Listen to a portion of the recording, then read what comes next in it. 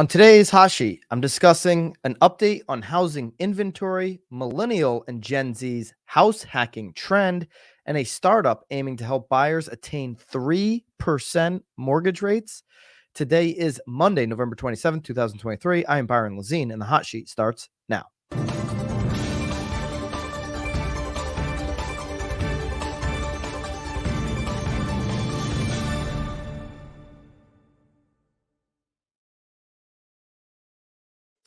Welcome back to the Hot Sheet after the long extended holiday weekend. I hope you and yours had a great Thanksgiving and holiday weekend. I hope you're feeling recharged, refreshed, and ready to go here on this Monday. Before we get into the inventory update, reminder that the Black Friday sale still exists today on this Cyber Monday. You can use code Black Friday to get 20% off of BAMX. The price goes up on Friday, December 1st. So if you're not in BAMX before December 1st, the price is going to double when you do get in, and you don't get grandfathered in at your old rate. Okay, so everybody in, the OGs, the OG BAMXers who get in pre-Friday, pre-December 1st, will be grandfathered in that rate as long as they continue to renew. When you see the price, you're going to be like, this is bonkers. Why didn't I get in there before? It's basically coffee money. And on top of that, if you use code Black Friday, you get 20% off. So jump into BAMX now. We share all of our daily downloads from this show. We're going to start sharing our show notes on this show. Of course, we have all of our courses and our live streams and our community built into BAMX. Every single month, we add more and more, and that's why the price is going up on Friday. All right, let's jump into housing inventory. We're rooting for inventory to go up each and every single week. We did not get inventory increase this week, though. That being said, I do see a silver lining. I wasn't with you guys on last Monday's show when we update housing inventory each and every single Monday. And I was bummed because finally on Monday of last week, we crossed year over year net positive for housing active inventory. Okay, despite the decline this week, we are still year over year positive. Okay, so the same week last year, we were at 564,571 active listings. So I'm seeing the silver lining here. I know this is a small number. I get it, but I still see a little bit of hope out there on the inventory crisis. This week, this year, we're at 565,875. So we're net positive year over year on inventory. Finally, I know it's just, under or about 1,300 active listings, but it's still a positive number. It is a decrease from last week. Last week, we broke 569,898. That is the high. Now, last week is the high for active listings, active inventory on the market. That'd be that 569,898 number that we broke last week. We're down.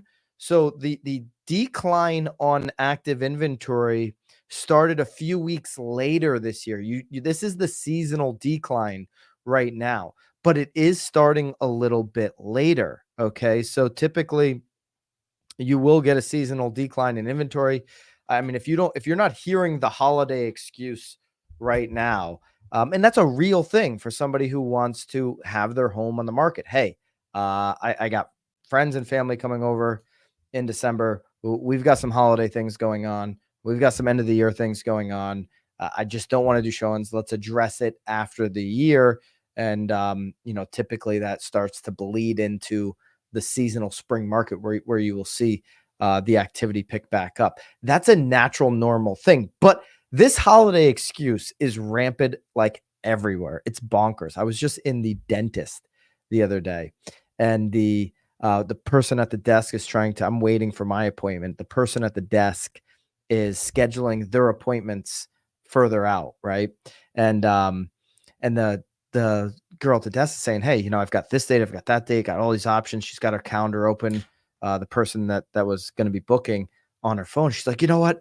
I just can't think right now. I'll call you after the holidays and book these dentist appointments. So think about that.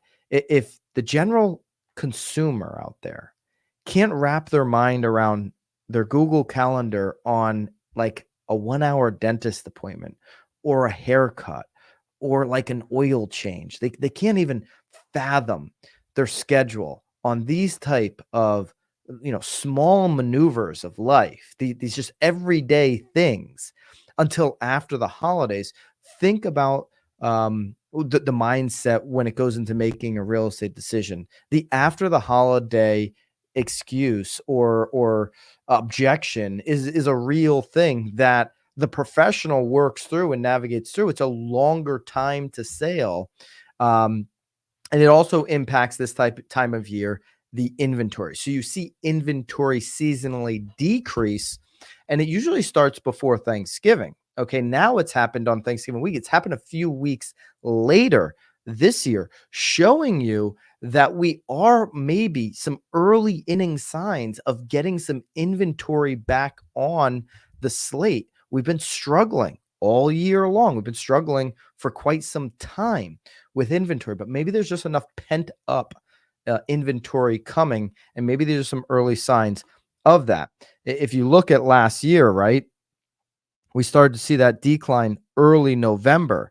Right now, we're kind of like flattening out and just barely seeing that decline now. So we should see that seasonal decline that we saw that started really end of October last year. On October 28th of last year is when we started to see that decline on inventory, and it continued throughout all of December, which we're obviously coming into now.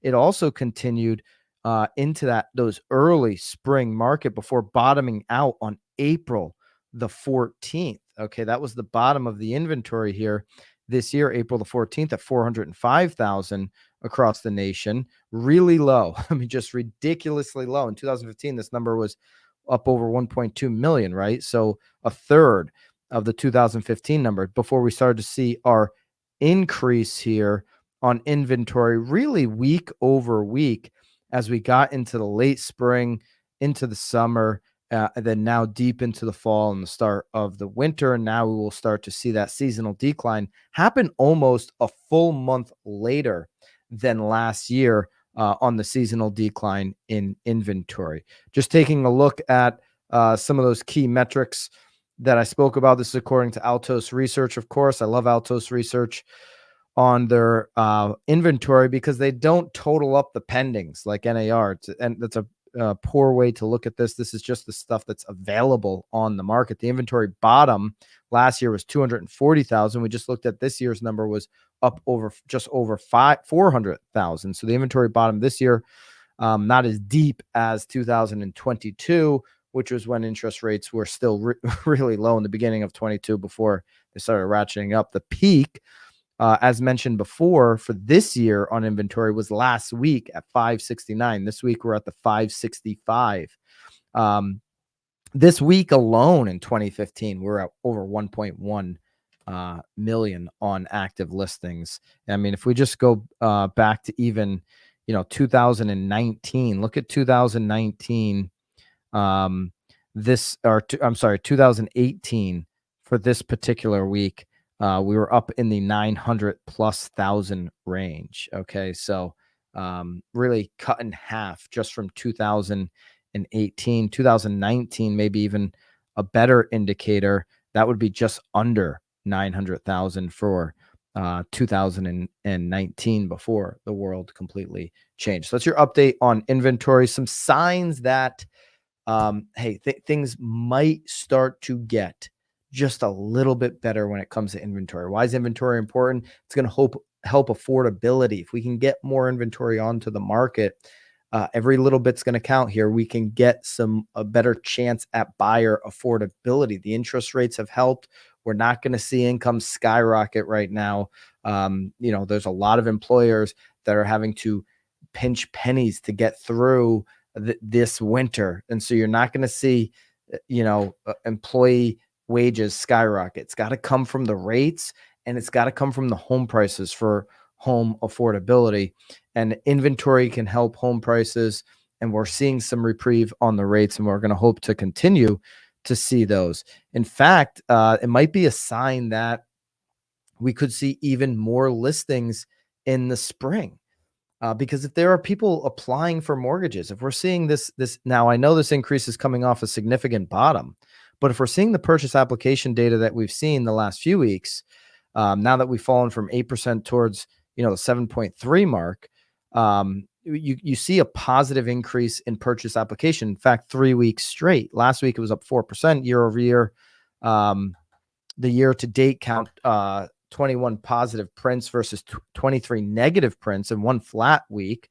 Now I get it. If you look at this chart here, from Mortgage Banker Association, this is off of a significant bottom. So it's like, okay, maybe we've just hit bottom here and we're going to start to come back. I mean, this is so much deeper than even the initial reaction of February, March, April 2020. I mean, you can see here on the chart, but 3 straight weeks after coming off of 8%, you are seeing, even in the 7.3s on the interest rate, which was last year's high, you are seeing a bounce up from the bottom. Okay, so that tells me there is pent up demand. And if that rate can get closer to 7% for the spring market, you may see more inventory than maybe even we think come on the market. And here's why. Every buyers, or not every buyer, but a lot of buyers are sellers, right? And that's why you haven't seen inventory come on, because, well, I don't want to buy in with these rates, right? And so there's that double impact of having the buyer and the seller. So the rule of thumb here, according to Logan Mohtashami of Housing Wire, is that there's a material difference if we get 12 to 14 weeks of a positive trend. Okay, so 12 to 14 weeks of a positive trend in concession. Last year we had 3 months of a positive data run as rates fell from 7.37 to 5.99. So remember that last year, 7.37, October of 2022, and then into the spring market of this year, we saw rates go down as low as 5.99. What would that do to open up pent-up demand in your market if coming into next spring we got into 5.99? There's not many projections that suggest that will happen. I'm in the higher for longer camp in just what I see and believe is going to happen. But what if it gets down to 6.5%? Is there going to be more pent-up demand, more listing opportunity this spring coming up, 24, than there was last spring with the initial shock? What do you think? Let me know in the comments what you think for your market. So 3 positive weeks of purchase application. It's small, but it is an important step in the right direction when seasonally you don't have as much interest, until we get to on the other side of January 1. That's when you start to see that seasonal interest, okay, really start to pick up. Now, what is picking up in comparison to last year is new listings, which is interesting. This is another important data point. So this week's new listing data versus the past 2 years. This week, we're at 48,587 on new listings. It's one of the things that's helping us stay 2 weeks now net active listings up versus last year, where last year's new listings was only 45,000. So we're not hitting the mark of 2021 quite yet, but we are up a healthy margin over last year. And you can see this now 2 consecutive weeks, really 3, 4 consecutive weeks, lifting up over last year's new listing data. So there's more listings coming onto the market at an albeit higher interest rate environment. I would say an even probably more uncertain economy than last year, even though last year we were ripping the Band-Aid off. It all felt very fresh. We're now, last year we didn't think regional banks could fail. We've seen that happen this year. So I would say this economy is more uncertain than last year's at this time. But we are now having more listings, new listings coming out week over week. Now, this is the big drop here. Okay. So next week's going to be real interesting on Monday's hot sheet. Make sure you're subscribed to the channel, by the way. We do this show every single day, Monday through Friday, that the markets are open. It's the only live daily housing show on the internet. And next week's show is going to be important. So make sure you're subscribed and hit the bell.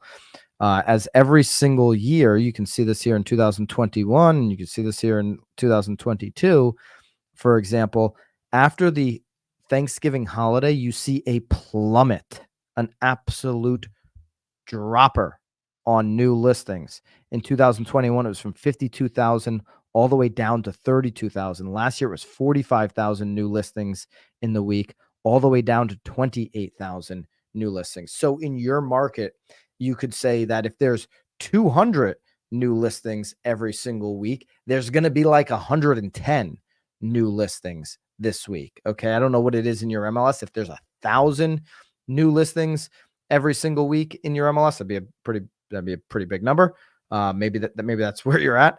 Then there's going to be 550 new listings this week. So there's going to be about half of the listing opportunity based off of the last 2 years history available in your market on this week. Should you be going after that half if you're an agent? Absolutely. Should you be putting yourself in position to have your name on those listing contracts? Of course you should be. But that's what the data shows us, that there is significantly less opportunity on this week's Thanksgiving data that we'll see next week. So we'll keep our eye on that. If that is better than the trend of the last 2 weeks, that gives us another signal that, okay, we may be coming into a winter where we could accumulate more inventory than we think. If that bucks the trend of the last 2 years, and this drop on new listing data is not as steep, it's not as significant as it has been the last couple of years, that just be another early inning indicator that we might be accumulating some inventory to the positive, which would be good for everybody, certainly affordability. Another thing that can help affordability would be price cut percentages.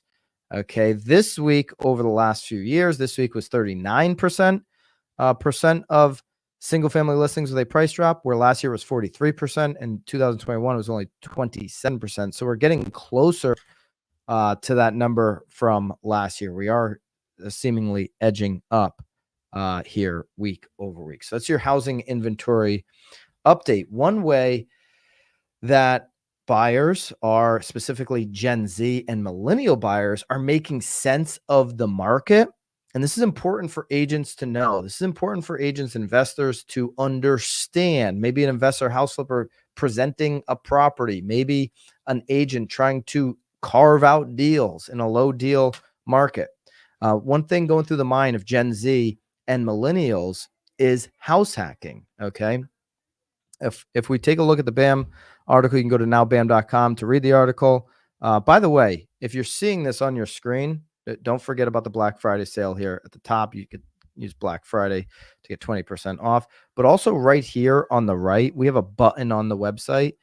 You can just click this button here, this block, and get your lawsuit watch if you're a real estate agent up to date, updated every single day.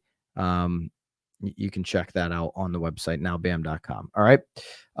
So a recent survey done by Zillow says over half of millennials, 55%, and Gen Zers, 51%, home buyers find it very important that the home they purchase has potential for rental income, either partial while living in it or full. So they're thinking ADU, they're thinking maybe 2 to 4 units. If you're not up to date on the new FHA opportunity for 2 to 4 units, you really need to get educated on that as an investor, as an agent.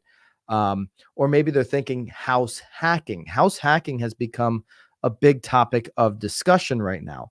I was over the holiday weekend, sitting in my local cigar lounge. I like to do that from time to time. I like to enjoy a premium rolled 100% tobacco, no chemicals or anything cigar. I like to sit back, relax, and have a cigar. And there was a gentleman sitting across from me, and he's talking to his friend. He's talking about how his son wants to buy a house. The friend is like, "What is he, crazy? He lives at your house for free. Doesn't pay you anything in rent. He's saving all his money right now. The kid's working 2 jobs, so he's working his butt off.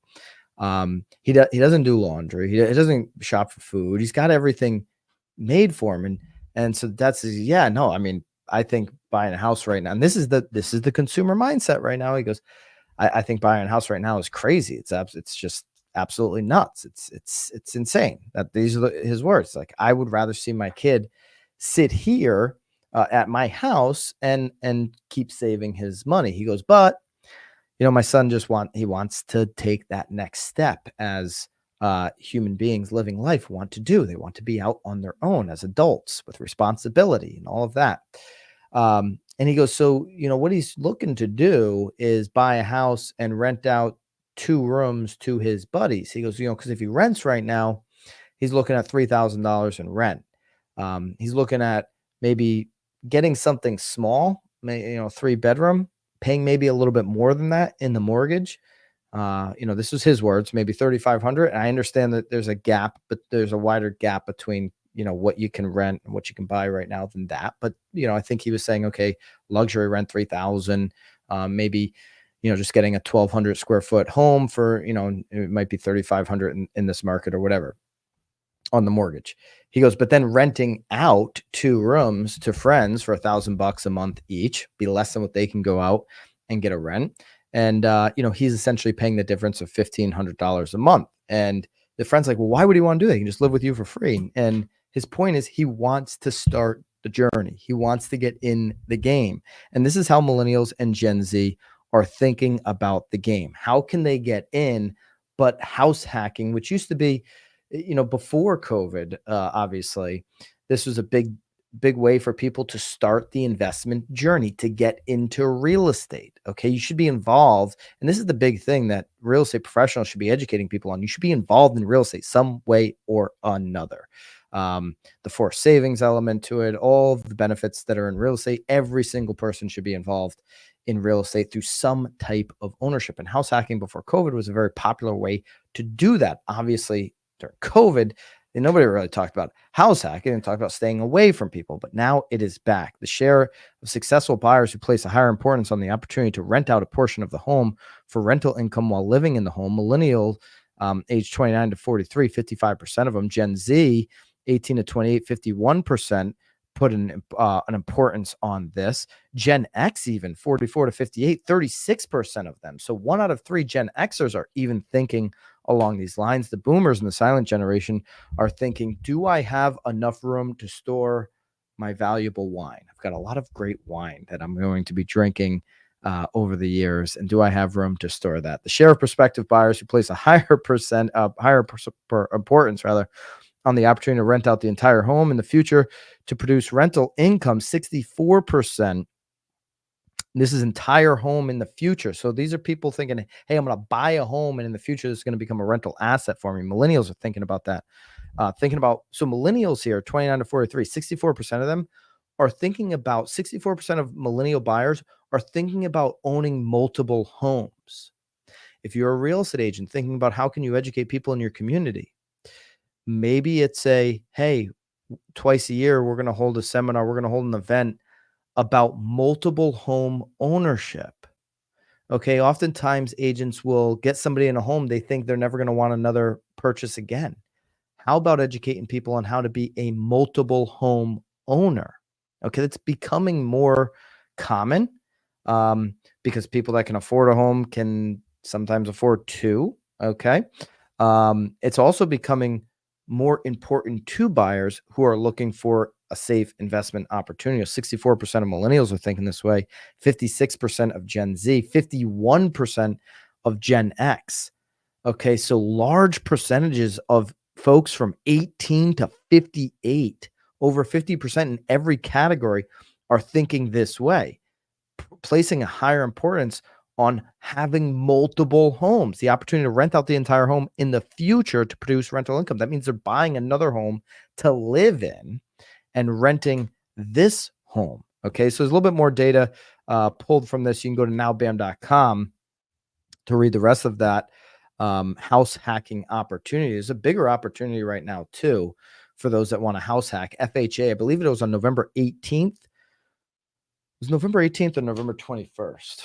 What was the 21st? November 18th or November 21st? Could have been the 21st, which is a Tuesday. Yeah, the 18th was a Saturday. I think it was the 21st. of November. It was just in the last week. FHA changed their guidelines on 2 to 4 units. You can now use an FHA loan 3.5% down on a 2 to 4 unit property. You got to live in it for 1 year. Okay. I mean, listen, if I'm an agent and I don't own a home right now, maybe even if I do own a home, I should be thinking about this. Go out and buy a 4-unit building with an FHA loan. Now there are caps to what you can spend on that FHA loan. Of course, you'd have to know those caps for your market. But you go out there and spend the 3.5% down on a 4-unit. You sacrifice the next year. 2024 is not going to be a walk in the park anyway. So why not a little bit more pain? You sacrifice that 1 year living in the 4-unit building, and then you can rent out the whole thing. Okay. But 3.5% down on a rental is really unheard of. You just haven't seen that. You're going to see 2 to 4 units explode. So if I'm an agent, I'm getting that information out to sellers, property owners, potential sellers on these units that are burnt out, don't want to manage anymore. Hey, you can get a higher price right now because you're going to have a bigger buyer pool than ever before, right? A 4-unit building, historically, you need 20, 25% down. Now you can do it with 3.5%, bigger buyer pool, but also for the buyers who are thinking about, hey, what are the opportunities for me in this market?